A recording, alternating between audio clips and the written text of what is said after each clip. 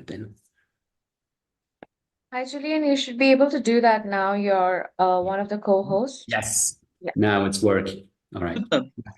Superb. Thank you very much. Well, I'm extremely grateful to you, Gagan, and to your colleagues for inviting me for this talk and discussion. And I'd like to thank everyone in the attendance as well. So as Gagan just mentioned, I've been working on the issue of caste among Muslims for a few years now. And yes, I have the intention of writing a book on the subject. But as it's been mentioned, I wrote several articles on this, and I co-edited 2 special issues. And lately, just last year, with Sohaib Niazi, we co-edited a special issue on Muslim caste associations to look specifically at the way these associations engage in 2 important aspects of Muslim life in India, one social mobility and the other political representation. And so more broadly, my interest is in the way social inequality of status becomes a political issue among Muslims in India, and how this intersects, of course, with various concerns of minority politics. So I very much look forward to your questions and comments, and to further engaging with those among you who may be interested in the topic. So I titled today's talk, Caste and Islam in South Asia, a genealogy of contemporary debates. I hope you can now see my screen. So what are these contemporary debates that I'm referring to? I'm sure many of you have now become aware that there are some Muslim caste groups, and among whom some collectively identify under the label Pasmanda, which is a Persian term that refers, or that means left behind, those left behind.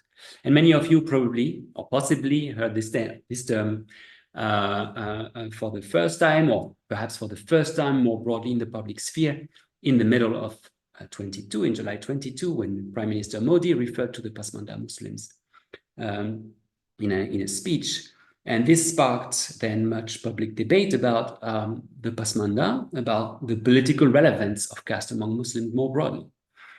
And so it also came to a surprise to many because of the presumption of homogeneity among Muslims, who are often deemed to be or not to be divided by caste. But the category of Pasmanda, yes, the category of Pasmanda emerged in the 90s under the pen of journalist and activist Ali Anwar, to designate the entire range of intermediary and lower castes among Muslims. And I'll come back to that later, what this means exactly. And this was not the only category proposed by activists then in the 90s. For instance, Dr. Ejaz Ali spoke of Dalit Muslims, but it's the one that eventually stuck and acquired a greater purchase in public debates. So the term Pasmanda describes all the Muslims that do not claim a foreign descent, but are descendants of converts to Islam. And it's pinned against the term Ashraf, or those who claim foreign descent. And so as we will see, this dichotomy between Ashraf and Pasmanda is the current political form of what sociologists have described as the Ashraf-Ajlaf dichotomy, that has also been criticized by sociologists, in particular Imtiaz Ahmed, suggesting that these terms had in practice little relevance in most Muslims' actual lives. In any case, we see a continuity in the categories in use. And so this is why in this presentation, I wish to provide a genealogy of the categories in use today by looking at the way Muslim caste has been studied since the 19th century. In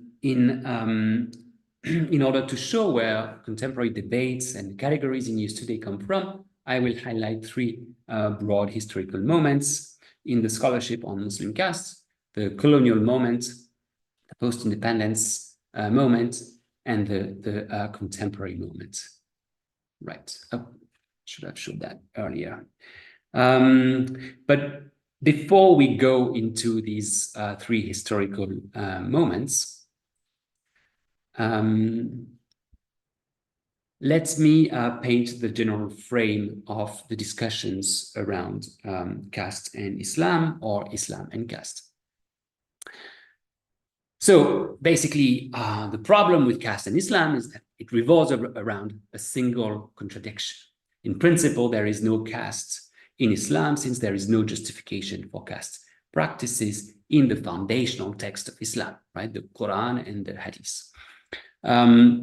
And therefore, many Muslims themselves and many religious authorities who instead invoke a strong egalitarian ethos associated with Islam and reject the idea that there can be caste differences.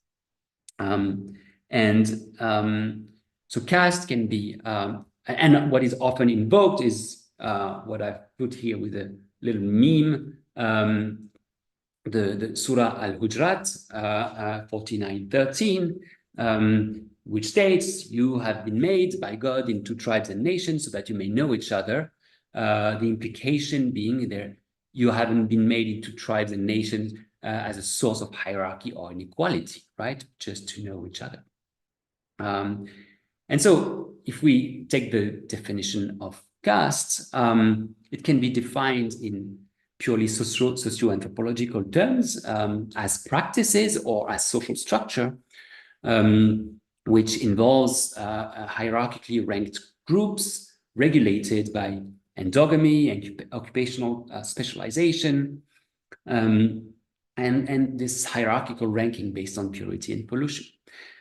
But caste can also be defined in reference to Brahminical scriptures, such as the Manusmriti, as a cultural religious institution. And in this understanding, caste is a Hindu social institution rooted in notions of purity and pollution justified by scriptures that uphold hierarchical social order with Brahmins as the dominant category. And I'm sure most of you are familiar with these ideas. So even when scholars adopt the socio-anthropological view, they are often puzzled by the very fact that Muslims themselves insist on the egalitarian character of their religion. They say there is no caste in Islam. In the South Asian context, therefore, the contradiction that I was mentioning tends to posit two essentialized socio-religious entities, Islam versus Hinduism, that each would possess a particular essence. Islam would be fundamentally egalitarian, while Hinduism would be fundamentally hierarchical. And if you read, for example, Louis Dumont on caste, that's the idea that you get. The problem posed by the existence of caste among Muslims is, however, neither restricted to the South Asian context nor to the question of caste. All scholars of Islam know that there are many Islams, and there was a time when scholars used to talk of the great and the little traditions. Now this dichotomy has been largely abandoned in the wake of Talal Assad's critique and proposal to speak of Islam as a discursive tradition. And for caste, what this means is that we need to look at how caste is argued from within specific religious traditions, and here from within the worldview of Muslims.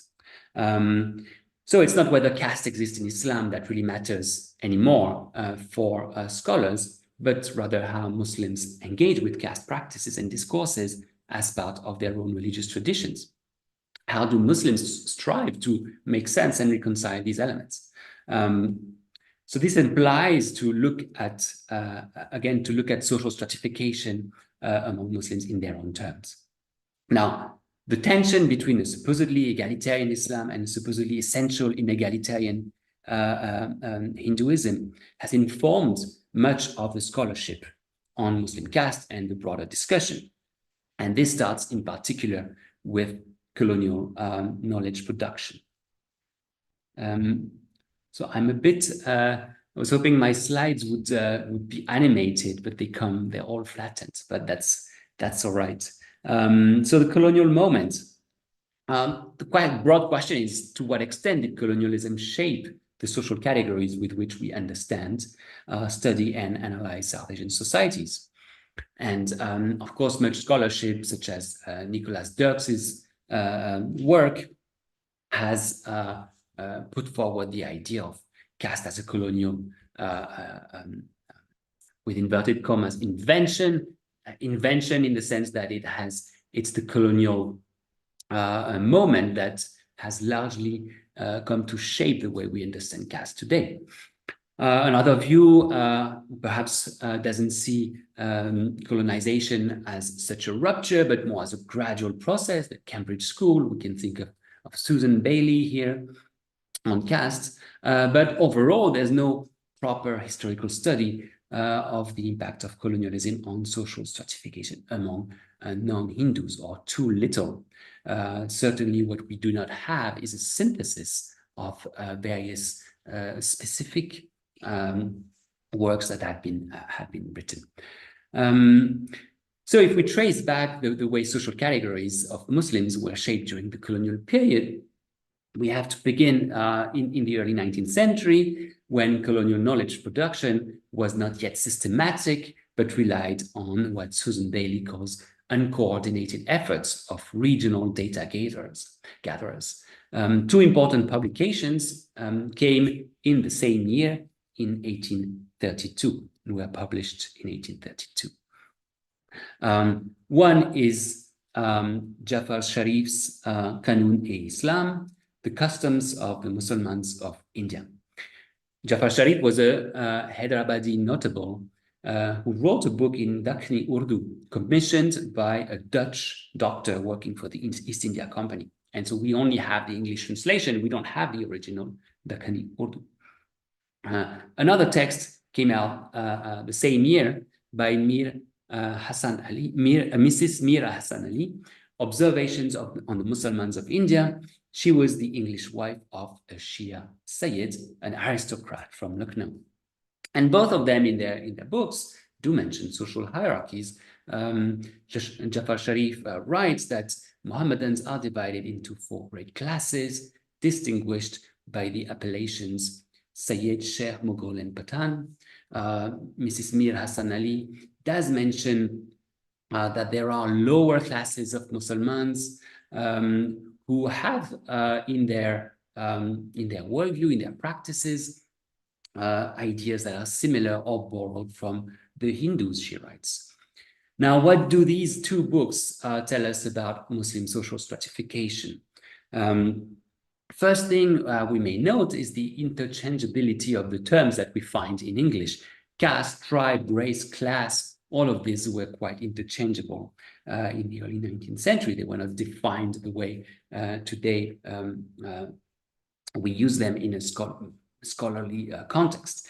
The other important point is that these texts adopt the perspective of the dominant social groups among Muslims. And here, what is relevant are, of course, the 4 groups mentioned by Jafar Sharif: Sayyid, Sheikh, Mughal, and Pathan. They offer much details about these higher social groups. And these groups are the ones that form the Ashraf, or the Tabqa-e Ashrafiyya, or the Ashraf class taken together. But these writers almost totally disregarded artisan or service castes. We could even go perhaps as far as saying that these texts express the consciousness of the dominant Ashraf, that they had of themselves as dominant groups who claimed foreign origins and claimed real Muslimness.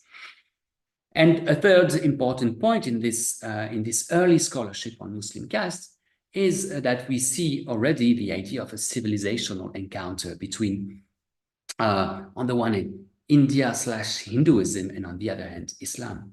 And therefore, this brings in notions of borrowings and acculturation between the two. There's the idea of true Muslims, the descendants of so-called invaders, versus the others, the converts, always tainted in a way by the Hindu heritage. And so these are two essentialized understandings of both Islam and Hinduism, which in many ways set the tone for later scholarship. Now, in the second half of the 19th century, colonial knowledge production gets systematized. That's the moment when we see caste and tribe surveys, the emergence of the colonial census, what Nicholas Dirks has called the ethnographic state. And examples of this scholarship include, for instance, Williams's report on the census of Awadh, where he mentions different classes of Mohammedans. He identifies three broad categories here: the higher castes of Mohammedans, which correspond to our four Ashraf groups that we mentioned, and then the Mohammedans descended from high caste Hindu converts, mostly Rajputs, and the lower classes of Mohammedans. The latter split up into 35 different castes, he writes. Another scholar in the same period, John Beams, notes that many Muslim caste groups have Hindu counterparts or Hindu members. And so these surveys paint a more complex image of Muslim social stratification. First, they move away from the Ashraf perspective. And here that's because they aspire to be exhaustive. So they don't focus on one single perspective, or they are not written by a single person. They collect information ethnographically or with the methodology of the ethnographic state. And so they partially move away from the Ashraf-centered perspective by including other groups. They also complexify the Hindu-Muslim dichotomy, right, by showing that some caste groups have Muslims and Hindus. So they indicate an overlap between Hindu and Muslim social groups. They also provided an explanation for the origins of castes among Muslims, and that is the conversion, right? The idea that if Muslims have caste, it's because many of them converted from Hinduism and they retained their earlier social practices. And so this scholarship then introduced very sharply this division between the descendants of foreign Muslims and converts. In the 20th century then, scholarship formalized even further these categories. And interestingly, William Crook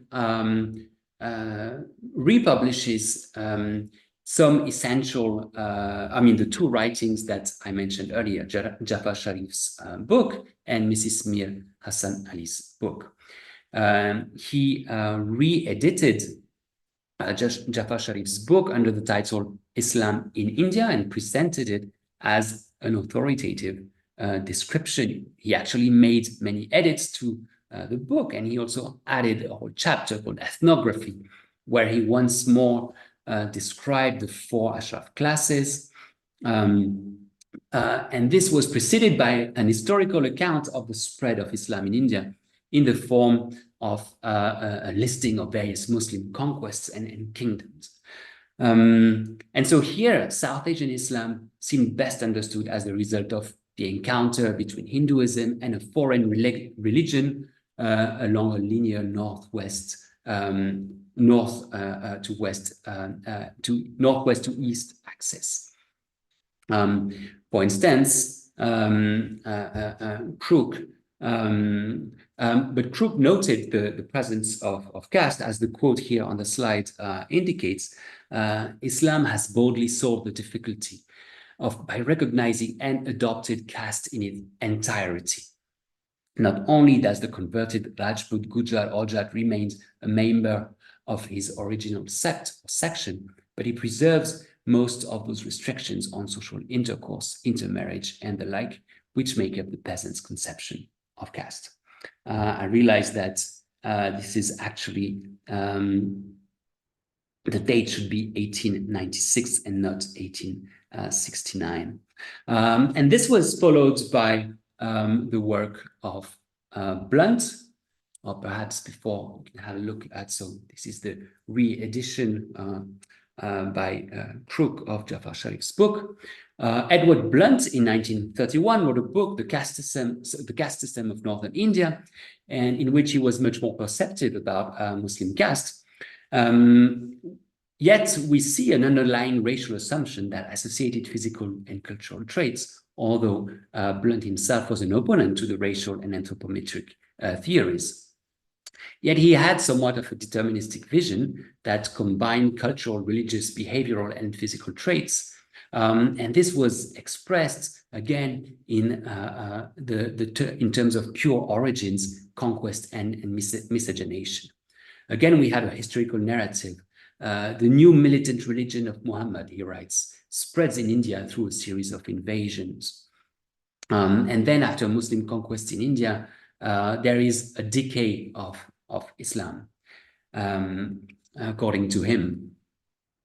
And so he examines first the ethnology, what he calls the ethnology of the Muslim invaders of India, and then tried to see how far these different racial elements were traceable in the Muslim population today, I mean, in his day. And so for each group and subgroup assumed to act as a collective body, he compared various theories about their origins, mentioned their participation in historical events, and occasionally provided census data about their numbers and current location. So overall, what picture do we get from these colonial writings? We get an understanding of Muslim caste that sees it as the result of a civilizational encounter between Hindus and Muslims. The presupposition is that Hinduism and Islam are two fundamentally antagonistic religions rooted in different scriptures and civilizations. And therefore, Muslim caste would be an anomaly in Islam due to Hindu influence. Furthermore, this understanding was influenced by some racial conceptions and sought evolutionary explanations based on notions of purity and intermixing. And the result was the Ashraf-Ajlaf dichotomy, the idea that Muslim society in India is divided between the Ashraf, those of foreign descent who occupy dominant positions, and the Ashraf would supposedly follow a logic of lineage documented in the Islamic tradition of Ilmul Nasb, and the Ajlaf and Arzal, the descendants of converts. The latter would be, these two groups would be more likely to follow caste with some of its institutions like the Panchayat and with practices retained from Hinduism. Now, this is what colonial scholarship provided as a broad framework, and this framework in many ways was also relied upon by some early post-colonial scholarship. This scholarship was still deeply marked by colonial knowledge production.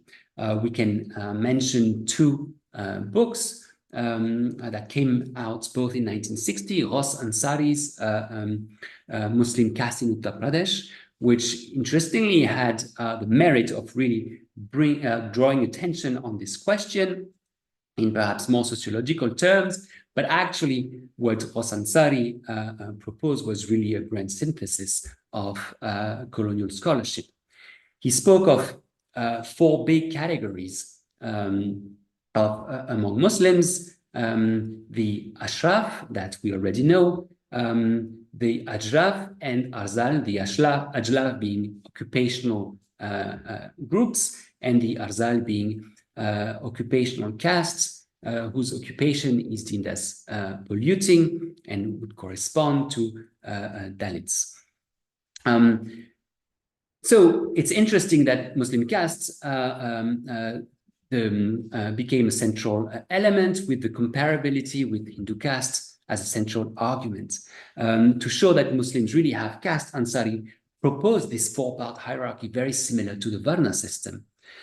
But we can also blame Ansari for not conducting much field work In fact, Ross Ansari does not mention at all contemporary events that happened post-partition, such as migration to Pakistan, or in migration from what became Pakistan, but also, for instance, the Zamindari Abolition Act of 1951 in UP, and how this affected caste relations among Muslims.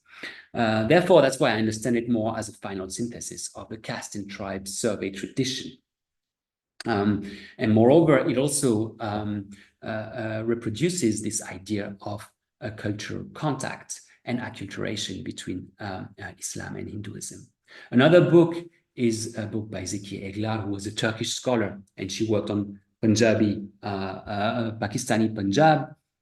And here it's a very classic village ethnography, very static picture of village relations marked by caste, with a system of exchange based on contractual functions, very similar to the complementary relations generally described or called as Jajmani system in North India. Again, we have a very static picture with no concern for contemporary developments. This changed with what I call the socio-anthropological literature and the debate in the 1960s and 70s. So this was the real break away from colonial scholarship, with new empirically grounded ethnographic research, not so interested in explaining the origins of Muslim castes, but rather in understanding the way it operates in the present. It still had somewhat of a structuralist and systemic ambition, but one that combined with an ambition to grasp observable transformations rather than unchanging patterns. And here we can see two broad sides, and that's what I was alluding to at the beginning of the talk, a Hindu-centric vision of caste as a culturally embedded social institution, an Indian or South Asian specificity, and that's Louis Dumont's perspective, but also T. N. Madan. And in 1966, Dumont published his famous Homo Hierarchicus in French initially, and then it was translated into English. And it's a systemic theory that defined caste as the concrete transformation of the ideological principle of purity and impurity, embodied in the figure of the Brahmin at the top of the hierarchy. So in this logic, there can be no Muslim caste, only at best Muslims who absorbed some caste practices. Caste as a social structure was also seen by others in a different way. It was seen rather as a social structure, rather than as a culturally embedded system by other scholars such as Gerald Berriman, who used it outside the South Asian context. And so according to that logic, South Asia would be only one among many caste societies. We may also cite here other scholars like Frederick Barth or Marc Gaboriau, who really insisted on the use of the term caste for Muslim social stratification in South Asia. So Imtiaz Ahmed was, of course, the most influential scholar here with this edited volume that was published in '73 and which really sparked a debate. So the argument is that Muslims and Hindus are part of the same society and therefore share the same structural features of their social organization.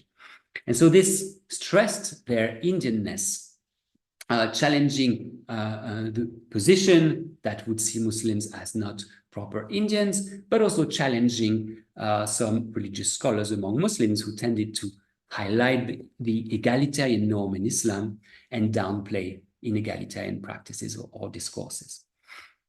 And so in the 60s and 70s, there was quite a significant amount of new scholarship on Muslim caste with a lot of new empirical material. What this scholarship brought were a certain number of important elements. The comparison with Muslim caste remained essential. The Muslim caste was still seen as the standard model of caste. And so these scholars had to prove that caste existed among Muslims. And so they also paid attention, therefore, that the absence of strict notions of ritual purity and untouchability seemed to be a distinguishing feature of caste among Muslims. But they also paid attention to change. Social mobility was described with the notion of Ashrafization, the imitation of the practices of upper castes, a term coined by a Dutch scholar, in fact, on using or replicating the term of M.N. Srinivas, Sanskritization. And this was to be distinguished in principle from Islamization, which designated the ambition to get rid of practices deemed Hindu and not sufficiently Islamic. Moreover, this scholarship paid attention to transformations in marriage practices, or what they call modernization, and they also were attentive to regional variation. Some scholars highlighted in particular differences between North and South India. Mattison Mines, Frank Fanslow, for instance, argued that caste was not exactly an accurate paradigm to describe Muslim social stratification in South India.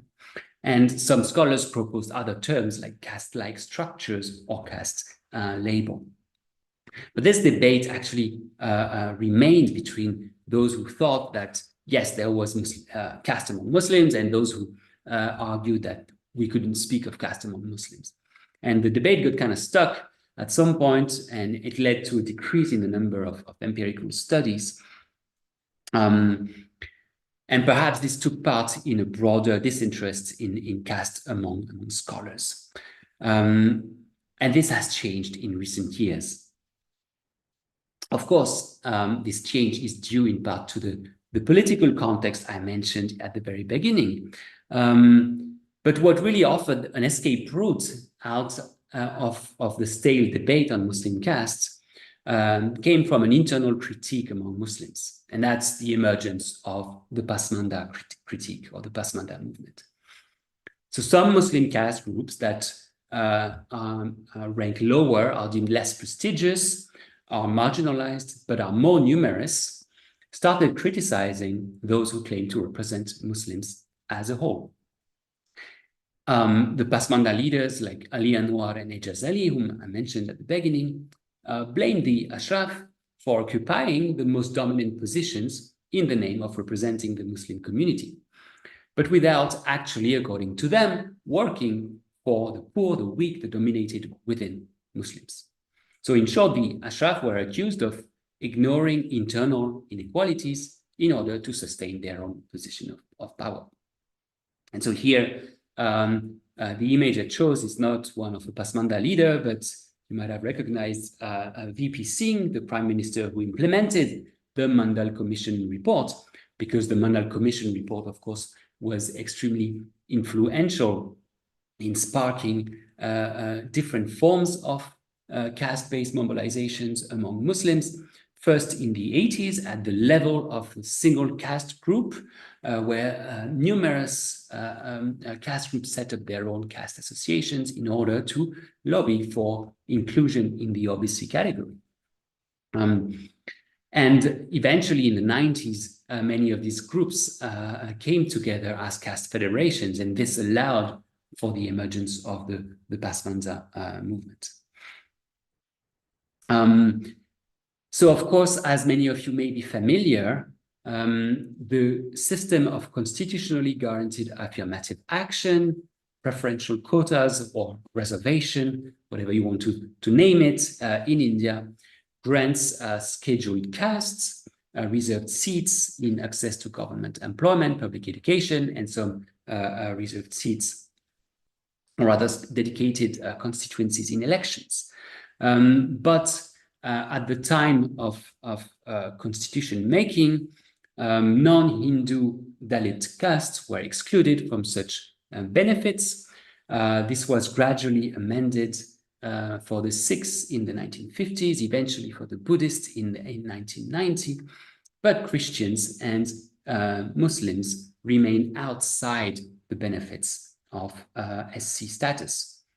So, for all practical purposes, a Hindu sweeper, a Hindu sanitation worker converting to Christianity or Islam could no more claim benefits as SC. Although upon reconversion, the same person could reclaim those benefits as was stated by the Supreme Court in the 1960s. So the exclusion of non-Hindus from the SC category was enshrined by the presidential order of August 1950, who specified that the list of scheduled castes under Article 341 of the Constitution could not include a person who professes a religion different from Hinduism. There were also backward class commissions, first the Kaka Kalelkar Commission in the 50s, which actually listed some Muslim caste groups as worthy of benefiting from reservations. And again, the Mandal Commission report in the 1980s also recommended reservations for the OBC and noted the existence of caste-like practices among non-Hindus and therefore the legitimacy of including them in the OBC category.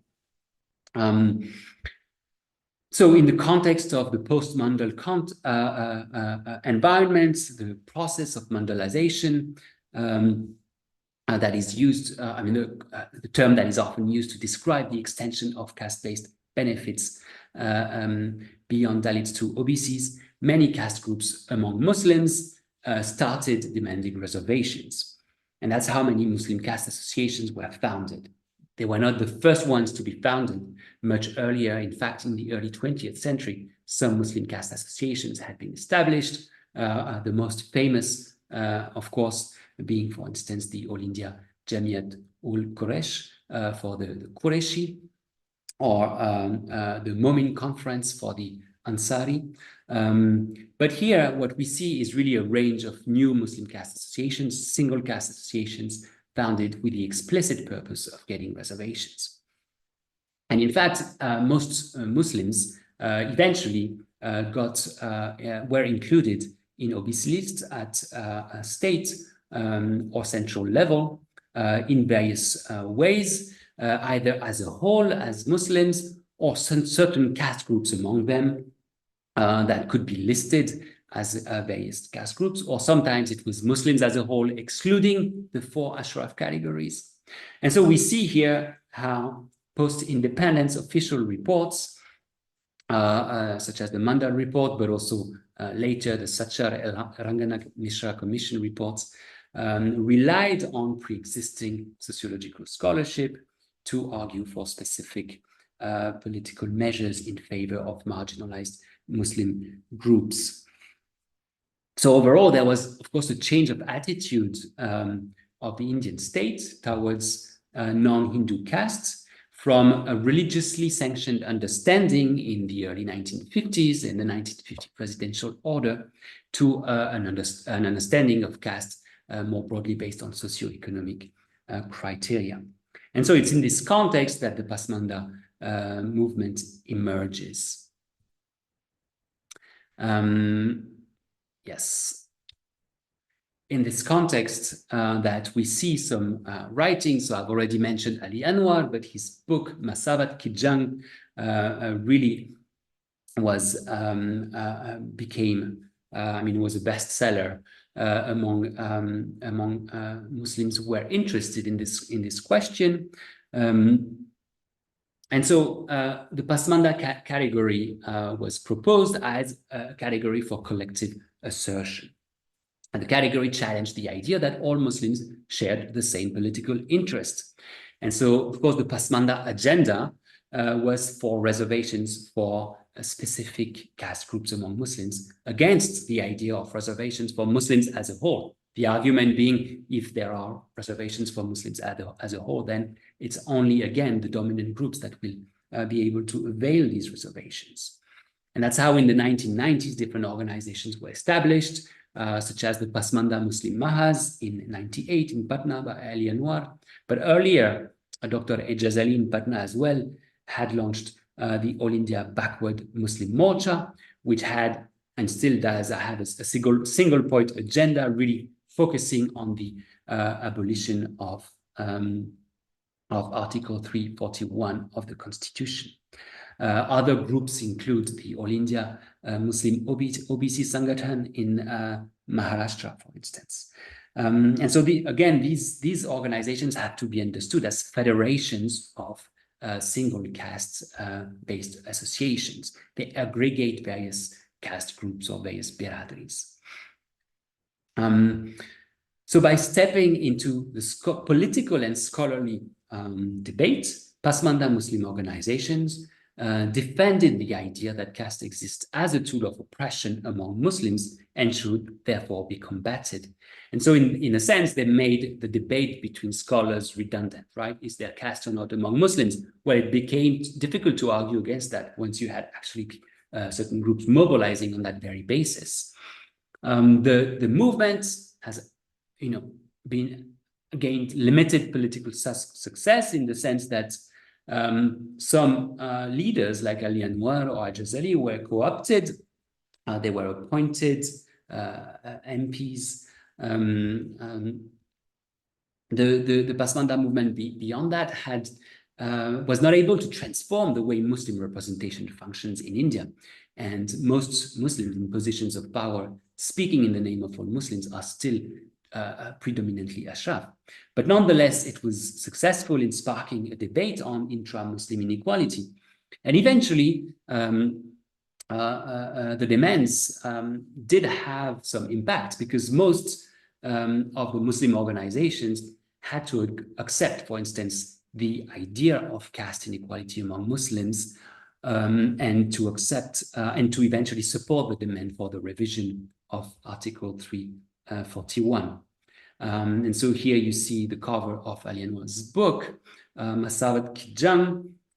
And that's unfortunate. There was, okay, never mind. And some other books that we can mention. Another book that we can mention is Masood Alam Falahi's book, Hindustan Mein Zaat Paat or Musalman. Arguably, this so the Pasmanda movement had limited success until really the term became used in 2022 very widely by the BJP. And so as a consequence of this new focus and this new attention, we saw the emergence of a number of new Pasmanda organizations, in particular new Pasmanda organizations that now support the BJP and disseminate the BJP agenda in a way that is acceptable for Pasmanda Muslims, for instance, on the UCC. Now, the question whether this leads to the emergence of a new Muslim leadership is still very, very difficult to say at this moment. Right, so some concluding remarks. There has been renewed interest on Muslim castes in the last few years, but of course, it dates back more broadly to the 90s. It has to be placed in that broader context of the assertion of the Pasmanda since the 90s, in a context that's beyond Muslims, of course, where caste identities have been widely used for political mobilization, especially in North India. The categories that we use today to speak about Muslim caste draw on a long discursive heritage that I've tried to highlight today. If we go back to the question of categories, we can make two broad observations.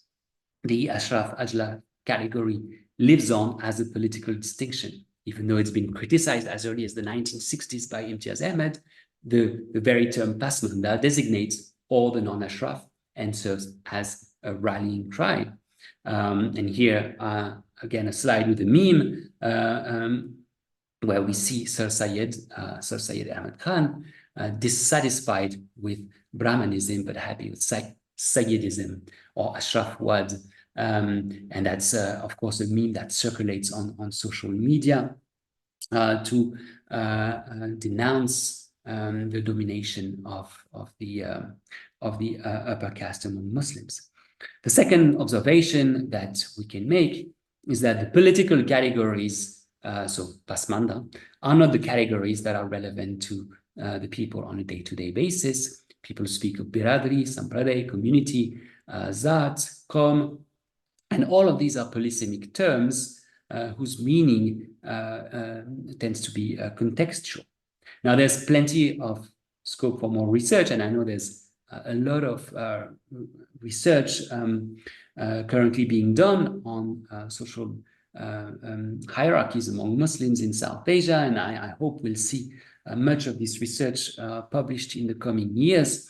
There is still a need to better understand how caste becomes a political object among Muslims. I think focusing on organizations, associations is really an interesting path to follow. I know other work, ongoing work by scholars focus, for instance, on specific craftsmanship or artisan castes. So these occupational castes and how they organize themselves, how they assert themselves in the public sphere, what their relation to religion, of course, is. All these are interesting avenues. The question of egalitarian activism.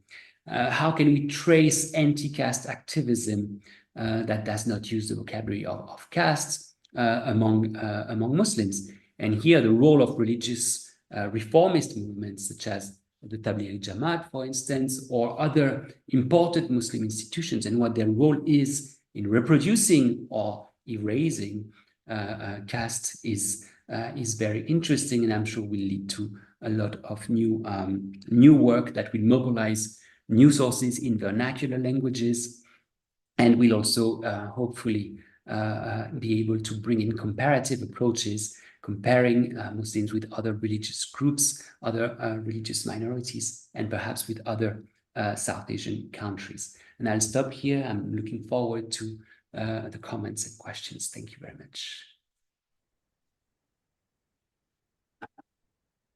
Thank you, Julia. This was this is a brilliant paper, and it is a very rich paper, and it's a pity that we do not have more participants for such a brilliant paper. And it's not an easy task to bring together, all the historiography, colonial historiography, along with contemporary scholarship.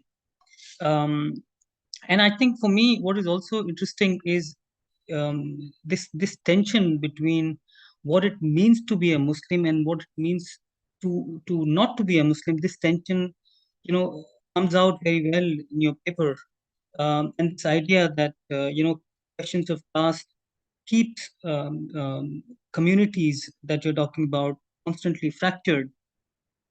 But for me, what is also interesting in your paper is that it's this geographical shift. For example, from some of the earlier works like that of Papia Ghosh, who's worked on the idea of backwardness among Muslims, and she's looked at really 1920s and 1930s and later on. You've chosen to work on Sindh, Punjab, Baluchistan, especially these areas. And since I'm a historian, I can only go back to history, and I'm just thinking aloud. These were also areas where, especially after 1857, these were the areas where, for the army, they became the recruiting beds, especially the Baluch and the Pathans. I mean, they were referred to as martial races in comparison to the effeminate high caste, Bengali Brahmin. So I was actually wondering, how does this understanding of the, how does this martial race theory, if it does in any way contribute to the British understanding of the Pathan, Baluch, and Sindh community, and their comparison with other Muslim communities. This is one. The other point that I want to raise, and this is again, I'm just thinking aloud. Again, these are areas which, for example, Iqbal mentions in his, famous Allahabad presidential address. He mentions Sindh, Punjab, Baluchistan. He mentions, and there is this idea of pan-Islam. I'm just thinking aloud, and I actually have no answer, and I do not know. And if you could shed some light on it, where are the backward Muslims in the vision of Iqbal, for instance? So, and my third question, and it's a very small question, is there an official attempt to define backwardness among Muslims by the Indian state? And so once you reflect on these questions, I'll then take questions from the floor. Thank you very much, Gagan, for these very three thought-provoking and questions. Well, of course, first the theory of martial races, and I think it's a very good point. And of course, since you mentioned so Punjab, Sindh, and quite interestingly, in the region of Sindh, so Sindhis were not considered martial races for recruitment in the army precisely. Certainly it contributed to inform colonial understanding, but I would say it's perhaps it takes part in a broader view of the world in which people's physical abilities and cultural particularities were blended, right? It's a racial view of the world that at least among scholars we really don't share anymore, right? And that among the British and more broadly in the 19th century in European, a lot of European thought, it's something that comes a lot. The question of backwardness of Muslims in Iqbal's ideas. Well, of course, there are some quotes. There's that famous line by Iqbal, Syed ho, Pathan ho, Muslim bhi ho, that famous line, right? So Iqbal, of course, his political view was that he wanted Muslims as a whole to wake up, to defend their interests, to what extent then Iqbal was himself casteist is something that I think scholars can still investigate, or whether he only reproduces it. But certainly what we see from the 19th century is a lot of the Ashraf Muslims involving themselves in various institutions, of course, in the wake of the creation of Aligarh. So all these modernist Muslims often coming from an Ashraf background and not very sensitive to the situation of occupational caste among Muslims, even though they want to incorporate them for a political project.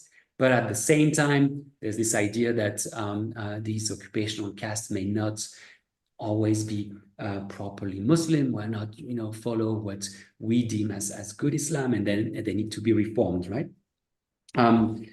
Finally, the definition of backwardness by the Indian state.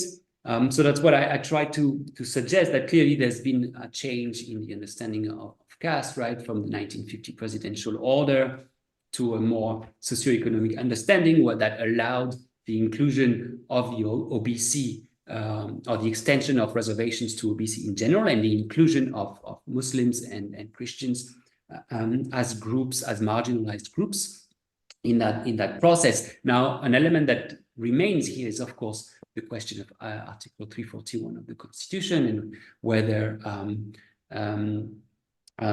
Muslims and Christians will eventually be included there. As you know, there's a judicial commission underway. There are various Muslim groups lobbying for that. There is a moral case for it, certainly. Sometimes we hear the argument that since most Muslims are already included in OBC quotas, then why would be the need to give them SC status? And some reply that there are a number of specific provisions that are given by SC status that are not given by OBC. For example, there's the protection against hate speech, and there's also some specific it puts some responsibility on the state to build schools, for example, in certain areas and so on. And that the argument goes that, Muslim and Christian Dalits would benefit largely from being included in the SC status. Thank you, Julia, for this response. I'd now would like to ask, I think Professor Albina has raised her hand. Albina, would you like to spell out your question? You could just ask your question. I think that's better. Okay, thank you, Gagan, and thank you, Julian, for a very comprehensive presentation. I have 3 questions to ask. The first is that do you think that the contemporary debate among Muslims on the issue of caste is like the old Gandhi-Ambedkar debate? Because Ambedkar said that the difference between the Savarna and the Avarna is that the Avarna are outcasts, therefore not part of the Hindu fold, and therefore till the Pune Pact, he was arguing for the untouchables to be considered a minority, a separate minority, just like other minorities. Gandhi's position was that caste can be reformed within the Hindu fold. The untouchables should not be considered outside the Hindu fold. But at the practical level, his political argument was don't divide the Hindus against the British. And ultimately, at least till the run-up to the freedom struggle, Gandhi's position held sway. Now, within Muslims, when upper caste Muslims today, I think wrongly, but still defend the position or resist any acknowledgement of caste within Muslims, they often say, don't divide the Muslims against the majoritarian onslaught. So do you see that there are parallels between the 2 debates and the time perhaps for the Dalit or the oppressed caste assertion has not yet come, that may come in the future? Second, but not till. Sorry, not can you just till repeat there is, the final parts, the question? Just the final question. So my question is that do you see parallels between the 2, between the Gandhi-Ambedkar debate, where for Gandhi it was the unity of the Hindus against the British that was paramount, and among Muslims today the argument remains that it's the unity of the Muslims in the face of majoritarian onslaught or communalism. That's my question number 1. Question number 2 is that, of course, Muslims are already part of the OBC lists, both central as well as state level lists. Muslims are also part of tribal reservation. So they are tribes as well, both in Rajasthan, in Kargil, in Jammu Kashmir, etc. So the contentious issue really is the question of recognition of Muslim or Christian Dalits. Now, there are 2 major anxieties around it. One, that progressively, as the Dalit reservation has been expanded from Hindus to Sikhs to the new Buddhists, the held position has been that these are the indigenous religions of India, whereas Islam and Christianity are not indigenous religions. So caste within indigenous religions can be recognized, but caste within religions that have come from outside cannot be. That is one position. The other anxiety is that if Muslims and Christian Dalits are recognized as scheduled caste, then they would be eating into the existing scheduled caste reservations. And despite the politics of Muslim Dalit unity being championed by many in India in more recent times, no Dalit party is on record to say that they would welcome Muslim reservation in SCs. Now, the Ranganath Mishra committee report that sort of examined this question at length suggested that to allay the anxieties, the 50% ceiling on reservations should go, and Muslim and Dalit Christian should get reservation over and above the 50% as a separate allocation. What is your opinion on this? This is my question number 2. My third question is that you are right, that of late it is the BJP which has raised the Pasmanda issue. Do you think that caste within Muslims has a fundamental indigenous and non-indigenous division? Because caste is based on tracing genealogies, upper caste or Ashraf Muslims are those who trace their genealogies to Arab, Iran, and other Afghan, other sort of ancestry. Whereas overwhelmingly the non-Ashraf Muslims are those whose genealogies are within India. Do you think that this indigenous and non-indigenous character of caste among Muslims exists? And when the BJP is raising the issue of Pasmanda, since the contentious issue really is, do Muslim Dalits get reservations? The BJP has not assured that. So in the absence of any concrete assurance like that, and raising the Pasmanda issue, is it part of what is the fear, which is that it's just a ploy to divide the Muslims? So what is your view on that? Thank you. Thank you very much. These are excellent comments and questions. Okay, so if I take them in the order you stated them, the comparison between the Gandhi-Ambedkar debate and the debate within Muslims, are there parallels? I think there are parallels when it comes to unifying a certain religious community for political purposes, that Gandhi sought to,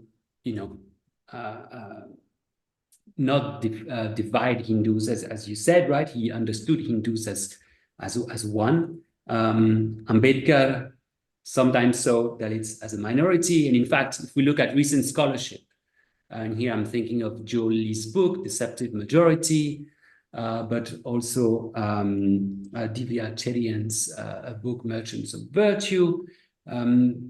Now there is some scholarship also looking at Dalits without understanding them or assuming that they are Hindu, right? And I think that's a very interesting case. But among Muslims, I find it, I think the parallel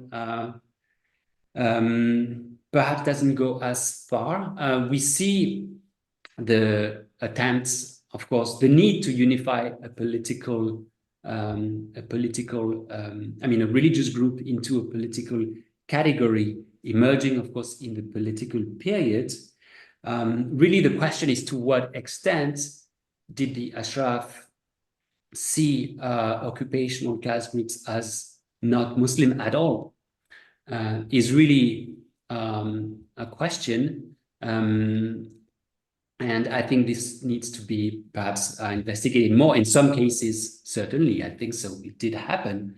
But what we see, it seems to me, since the 19th century, are rather attempts by Ashraf Muslims or by religious organizations to reform practices of these occupational castes that are deemed not sufficiently Muslim, right? So the whole reformist Islam, the reformist project is really about getting rid of specificities in the local Islam that are deemed non-Islamic, and castes can be understood as one of those.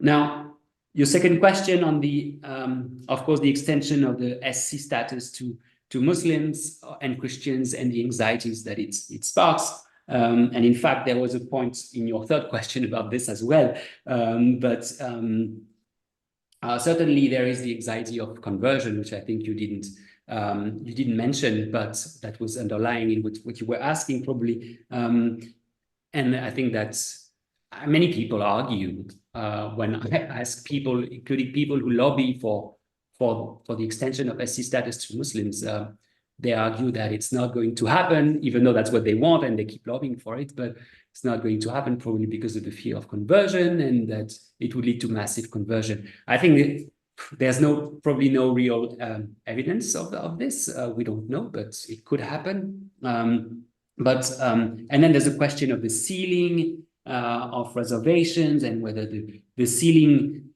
should go. And I think that's I don't have a very clear opinion on this question. I think that's what judicial commissions should or legislative commissions should really do when they think. I mean, if this becomes really a political project that has scope of being implemented, certainly the quota for SCs as a whole cannot be exactly the same. If the target population is bigger, you need to find a way to not jeopardy the seats or the possibilities of those who currently benefit from the reservations when you open it to a new group. And your third question on the indigenous versus non-indigenous division, I think it's I don't think it's so I think the issue of social hierarchy among Muslims, I think all these elements can be used, but I don't see it as a fundamental division. But it is used now in the political realm as well, right? To say that, well, Pasmanda Muslims are the indigenous Muslims. They are the one who can be sort of accommodated precisely, and the others are the ones that are problematic. And it's really, reproduces this idea of good Muslim versus bad Muslim.